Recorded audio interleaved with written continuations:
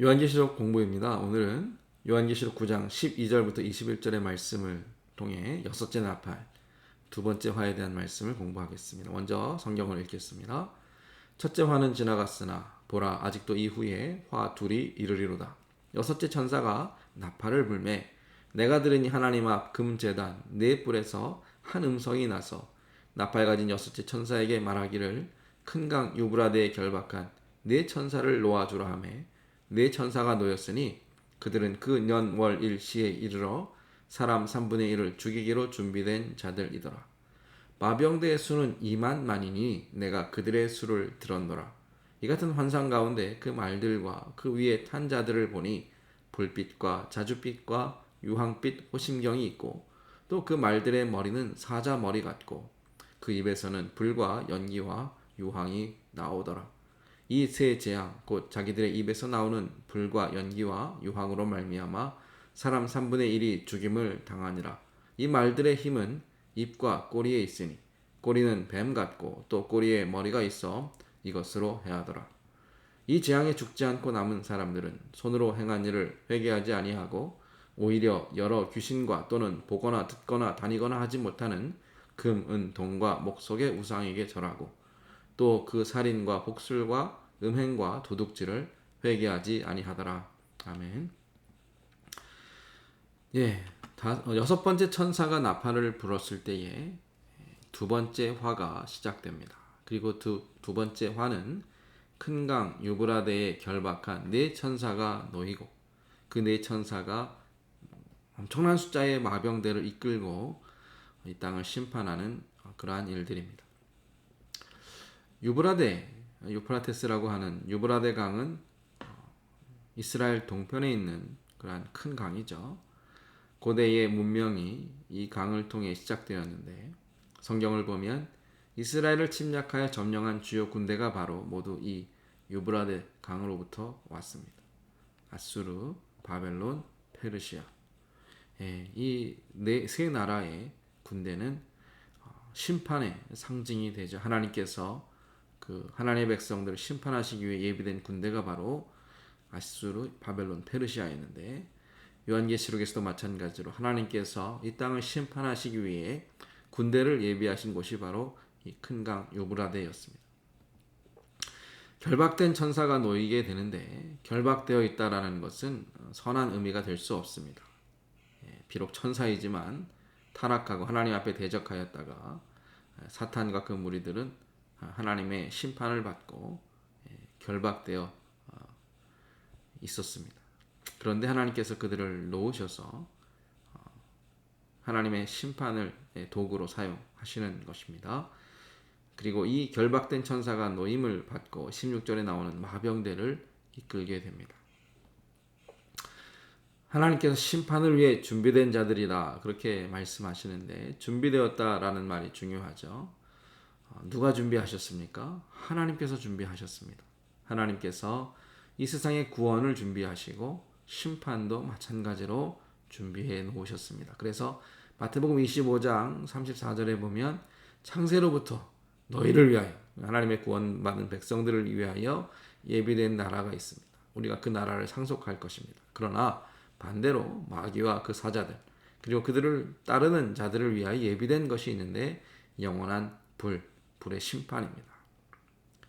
하나님께서 자기를 사랑하는 자들을 위하여 예비하신 모든 것 우리는 그것을 기다리고 받을 자들입니다.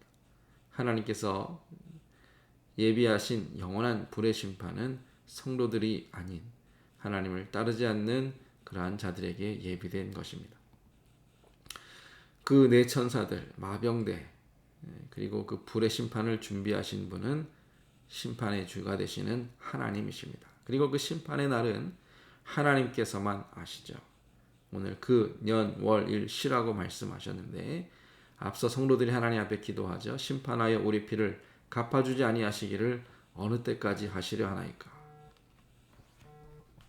그 날과 그 때를 묻는 그 기도 가운데 하나님께서는 그 수가 차기까지 하라 하셨는데 그 때는 오직 하나님께서 정하신 때입니다. 이제 네 천사가 놓여서 마병대를 이끌게 되는데 마병대의 숫자가 2만만, 2억이라 그랬습니다. 문자적으로 해석하면 2에 만에 또 만이 됩니다. 계시록 5장 11절에 하나님의 보좌를 둘러선 천사의 수가 만만이요 천천이라 그랬는데 하나님의 심판을 위해 예비된 군대의 숫자도 엄청난 숫자입니다. 당시 최강 대국이었던 로마 군대 합한 숫자가 12만 5천 명이라고 합니다. 그 숫자의 1000배에 해당하는 상상할 수도 없는 큰 숫자가 2만이 됩니다. 무엇보다 마병대는 당시 전차 부대처럼 최강의 병력이었는데 이러한 최강의 군대가 그 숫자도 2억에 해당한다면 전 인구의 3분의 1을 죽이기에는 충분한 숫자가 되겠죠. 당시 이 강력한 마병을 보유한 제국이 있었습니다. 파르티안 제국인데 로마의 동편에 국경을 맞대고 있는 유프라데스 강 동쪽에 있는 제국. 로마 군대가 유일하게 정복하지 못하고 늘 패배했던 군대가 바로 이 파르티안의 마병대였는데 사람들에게는 두려움의 대상이 되죠. 꼭 어떤 지역의 특정한 국가를 의미한다라기보다는 하나님의 심판은 모든 사람을 두렵게 할 만한 또 절대로 이길 수 없는 그러한 힘과 능력을 가지고 있는 심판이다. 그것을 말씀하고 있습니다. 불과 연기와 유황의 모습인데 그들의 갑옷의 색깔이 바로 불빛, 자줏빛, 유황빛이고 그 말의 입에서 나오는 것도 불과 연기와 유황입니다. 불이 강조되고 있고 두려움이 강조되고 있다. 하나님께서 마지막에 이 세상을 불로 심판하시는데 어느 누구도 그 심판을 우습게 여길 수 없습니다. 모두가 두려움에 떨게 될 만한 크고 두려운 심판이 임할 것입니다. 그 말들의 힘의 근원은 입과 꼬리라 그랬습니다. 칼과 창으로 사람들을 죽이는 것이 아니라 입에서 나오는 불과 연기와 유황으로 사람을 죽이고 그 꼬리는 뱀과 같아서 사람들을 해치고 고통을 주고 괴롭게 한다. 그런데 그 모습이 사탄의 모습, 사탄의 세력을 나타내고 있습니다. 이 세상에 악을 따르고 악을 행하는 자들이 결국 그 죄악으로 말미암아 고통을 당하고 멸망하게 될 것이다. 그리고 그들이 따랐던 사탄과 함께 불지옥에서 영원토록 고통을 받게 될 것이다. 이것이 하나님의 공의로운 심판이죠.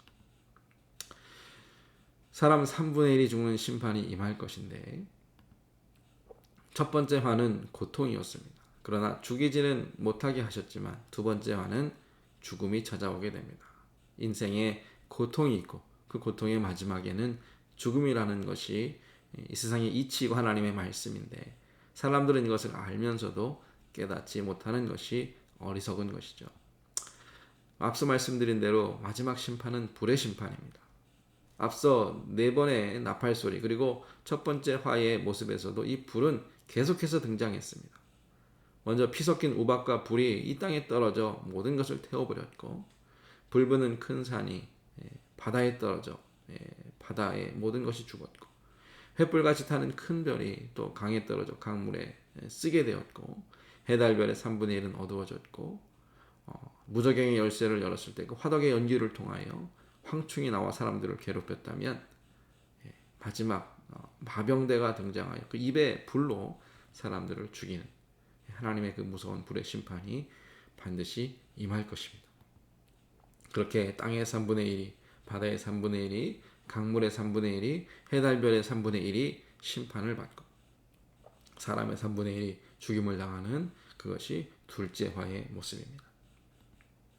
그러나 이 살아남은 사람들, 이 불의 심판에서 살아남은 사람들이 여전히 회개하지 않습니다. 자신들이 손으로 행한 일을 회개하지 않고 대신 우상을 숭배하는데 귀신을 쫓고 보고 듣고 다니지도 못하는 우상에게 절을 하면서 여전히 살인과 복술과 음행과 도둑질과 같은 하나님께서 금하시는 악을 행하는 그들에게 영원한 심판과 멸망이 찾아오는 것은 어쩌면 당연한 심판의 공의로운 심판의 모습이다.